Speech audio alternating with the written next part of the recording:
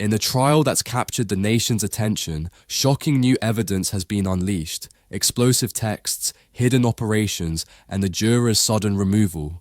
What prosecutors have revealed about one of the entertainment world's most influential figures is nothing short of mind-blowing. From escorts to alleged drug use, the inner circle of Diddy's empire is being exposed like never before. With each new revelation, the case takes darker turns, and the stakes are higher than ever. But are we only seeing the tip of the iceberg? Stay tuned as we break down the jaw-dropping details. The first bombshell of the day wasn't even about the charges, it was about a juror. Juror number 6, who had been part of the panel for weeks, was unexpectedly removed, throwing a wrench into the entire process. This move didn't sit well with the defense, who wasted no time raising objections. They claimed the decision was racially motivated, suggesting that the prosecution had unfairly targeted this juror based on his ethnicity. But the judge wasn't swayed by these arguments. Instead, he pointed to serious inconsistencies in the jurors' responses during jury selection and noted a troubling discrepancy in his address. The juror had been registered to serve from Bronx County, yet he had mentioned traveling from New Jersey, which raised questions. This wasn't just a one-off incident. There had been multiple conversations between the juror and court staff that didn't align with the information provided during jury selection. The judge, after careful review, concluded that these inconsistencies could compromise the integrity of the case. He emphasized that the jury's impartiality was paramount and couldn't be put at risk. Despite the defense's impassioned plea to keep the juror, the judge dismissed him, bringing in an alternate. The move certainly ruffled feathers, but it also raised the stakes. With this juror gone, the question on everyone's mind was, how would this affect the trial moving forward? As the juror drama subsided, the focus quickly shifted back to the heart of the case. Allegations that have rocked the entertainment world. The prosecution wasted no time unveiling a mountain of evidence that painted a disturbing portrait of Diddy's operations. Inside the courtroom, jurors were confronted with a treasure trove of text messages, internal documents, and audio recordings, each one seemingly more shocking than the last. The messages, many of which were between Diddy's closest assistants, revealed a well-organized network behind the scenes. From escort arrangements to explicit hotel bookings, the evidence painted a chilling picture of how the accused's inner circle allegedly coordinated illicit activities. Prosecutors wasted no time highlighting the disturbing nature of the conversations. One text message in particular stood out, a casual exchange about organizing a hotel room with specific instructions to include water, Gatorade, and chicken noodle soup for a night that the defense claims was just business as usual, but the prosecution argues otherwise, pointing to the code words and the context surrounding these messages as undeniable proof of illegal activities. Beyond these messages, the prosecution also revealed disturbing audio recordings and documents that illustrated just how deeply entrenched Diddy's team was in this operation. These weren't just one-off incidents. This was a system that allegedly spanned years. And the messages didn't just stop at logistics, they hinted at much darker themes of manipulation, control, and most alarmingly, coercion.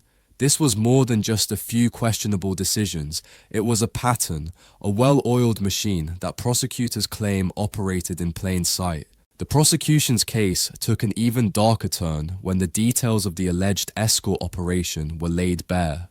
Text messages and documents painted a picture of how Diddy's team orchestrated these illicit activities, carefully coordinating each detail like a well-planned business operation. From booking hotel rooms to organizing transportation, no detail seemed too small for Diddy's inner circle to handle. One of the most chilling pieces of evidence was the level of control displayed in these exchanges. Prosecutors showed messages where Diddy's assistants were explicitly told what to do, booking rooms, arranging travel, and even ensuring that the right people were in place. One exchange detailed how an assistant was tasked with securing a hotel room, while another message made it clear that this wasn't just about lodging, it was about preparing for a specific kind of event. These weren't just business trips, they were part of a carefully constructed operation involving sex and manipulation. What stood out most was how deeply integrated this operation appeared to be. Assistants were not only aware of the purpose of these hotel stays, but they were actively involved in coordinating every step. Messages discussing the logistics of travel, timing, and even re-ups on supplies suggested that these operations were routine and the people involved were complicit, whether by choice or coercion. With the evidence mounting, it was clear that these texts weren't just casual chats, they were key pieces of a larger, more disturbing puzzle. The operation seemed well-oiled and disturbingly calculated. As the prosecution delved deeper into the case, another chilling aspect of the alleged operation came into focus: drug use and coercion. The texts and audio messages revealed not just a network of escorts and hotel bookings, but a disturbing pattern of drug-related activity, which prosecutors claim was used to control the alleged victims. One of the most telling pieces of evidence involved text exchanges where Diddy's inner circle discussed drug transactions. In one message, an assistant referred to a $10,000 request, clearly tied to a drug deal. Another conversation involved a known associate, referred to as Guido, who was allegedly used to supply drugs for the operations. This wasn't just about parties. It was about using substances to manipulate and control individuals, especially those caught in the web of this alleged criminal network.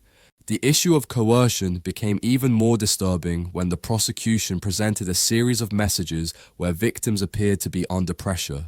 In one, a woman expressed fear about Diddy's threats to release compromising videos of her unless she complied with his demands.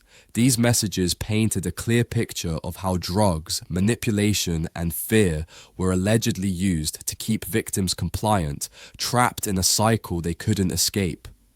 This wasn't just about illegal activity, it was about exploiting vulnerable people for personal gain.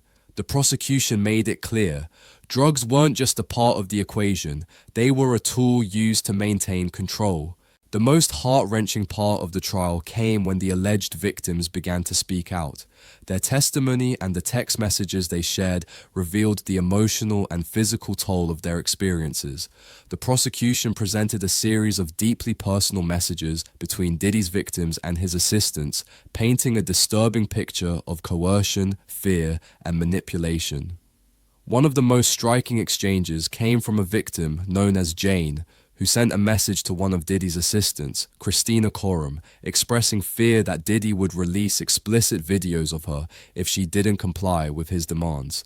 The threat of public humiliation was used as a weapon, forcing Jane into submission. These messages weren't just about negotiating, they were about survival. Another victim, Cassie, had her own troubling exchanges. In one message, she apologized for a previous incident, stating that she couldn't continue living in fear of Diddy's violent behavior. These texts showed a woman who had been trapped in a toxic, manipulative relationship for years, feeling like she had no way out. What became clear through these messages was the degree to which the victims felt powerless. They weren't just part of a business transaction, they were victims of a larger, systematic effort to control and silence them. Their voices, though silenced for years, were now being heard loud and clear in the courtroom, giving a face to the allegations that had been building for so long.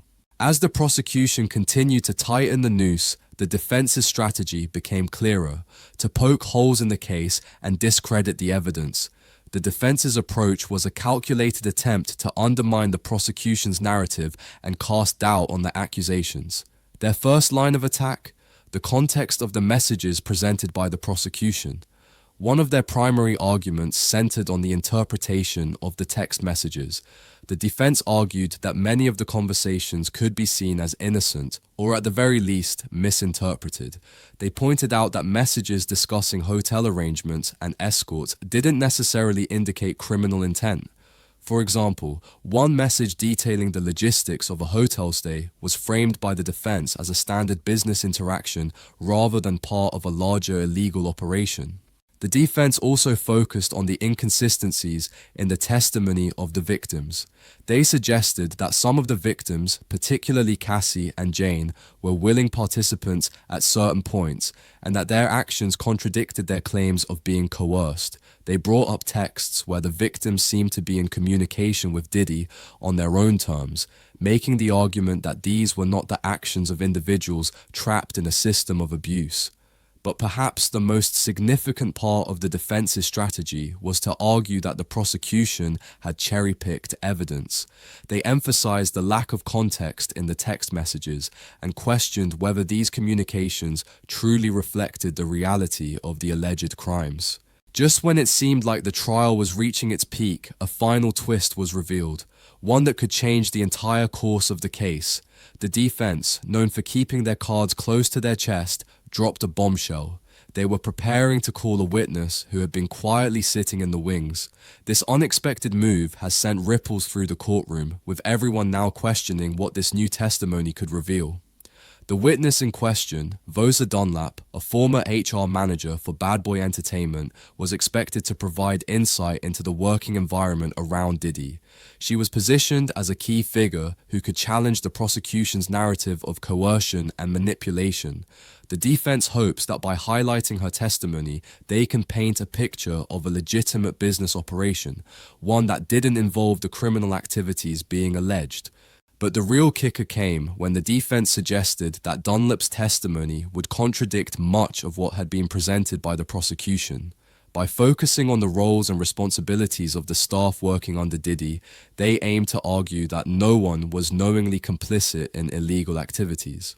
With the defense gearing up to call their next witnesses, including one who might offer a different perspective on the operations at Bad Boy, the stakes couldn't be higher. Could this final twist be the game changer they need, or is it simply another desperate attempt to derail a case that's already heavily stacked against them? As the trial continues to unfold, each day brings more shocking revelations that could change everything, from explosive text messages to the inner workings of a carefully orchestrated operation. The prosecution has built a strong case against Diddy, but with the defense's unexpected moves and key witnesses still to testify, it's clear that this trial is far from over. The big question remains: will the prosecution's evidence be enough to secure a conviction, or will the defense find a way to dismantle the case piece by piece? Only time will tell. What do you think will happen next? Is the defense's final twist a game changer, or is it too little too late? Drop your thoughts in the comments below, and don't forget to like and subscribe for more updates on this gripping case. Stay tuned as we continue to break down the latest developments.